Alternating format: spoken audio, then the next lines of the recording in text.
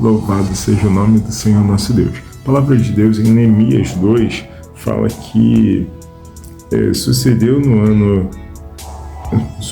pois, no mês de Nissan, no ano 20º do rei Artaxerxes, que estava posto vinho diante dele.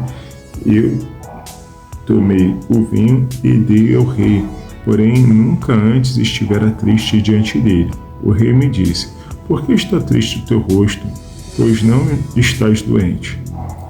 Não é isso senão tristeza de coração. Então temi muito grande,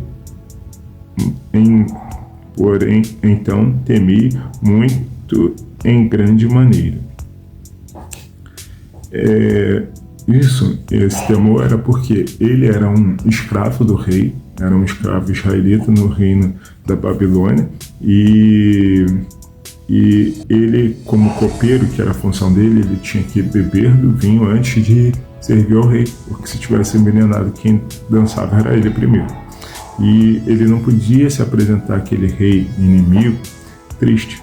Então, todo o tempo de servir que ele estava servindo, ele deveria mostrar alegria, jamais tristeza. E ele estava correndo risco de vida.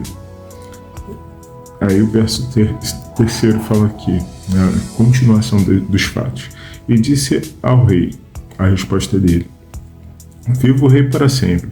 Como não estaria triste o meu rosto quando a cidade, o lugar do sepulcro dos meus pais, assolada e tendo sido consumidas suas portas a fogo? E o rei me disse: que me pedes agora? Então orei ao Deus dos céus. Essa oração foi imediata. Ele não parou a conversa. Só um momentinho, vou ali. Aí fui, entrou no quarto, orou, depois voltou com a resposta para continuar o assunto. Não, foi imediatamente. Mas ele estava com Deus. Apesar de naquela época o Espírito Santo não habitava ainda no corpo humano, mas ele estava andando com Deus.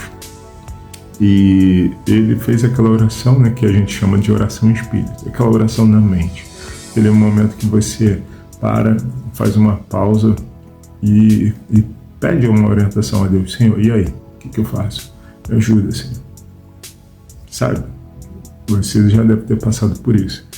E Deus deu sabedoria para ele imediatamente de o que falar, como falar, com educação, com ordem, com organização, com submissão. E ele conseguiu daquele rei, que era inimigo, o causador de toda aquela devastação da cidade dele, que a cidade fosse reconstruída, que o rei enviasse toda a provisão para a reconstrução, a autoridade através de cartas mostrando que aquilo ali era a autoridade que o rei tinha dado a ele e o tempo necessário que ele ia ter. O homem, ele era copeiro, ele não era engenheiro, ele não era construtor, ele não era arquiteto, ele não era pedreiro. Como ele ia saber quanto tempo ele ia precisar? Mas Deus, que é dono de todo o saber e conhecer, Deus deu a orientação para ele e falou o prazo. E ele terminou aquilo dentro do prazo, sem nenhum atraso. E Deus deu vitória para ele. Mas isso porque ele orou. A vitória dele foi aqui, apesar dele ter temido de grande maneira, por causa da vida dele, que ele podia morrer,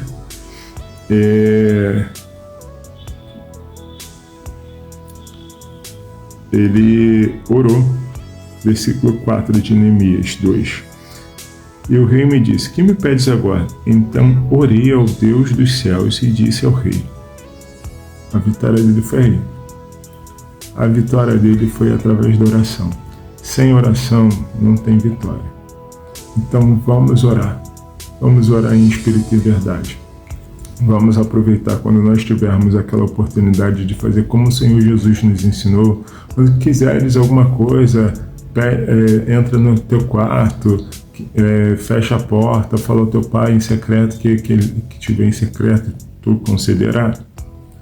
Mas também que orar sem cessar, que nós também aprendemos. E essa oração, nós temos que andar com Deus. Nós precisamos andar com Deus, nós precisamos confiar que Ele está conosco, nós precisamos sentir que Ele está conosco.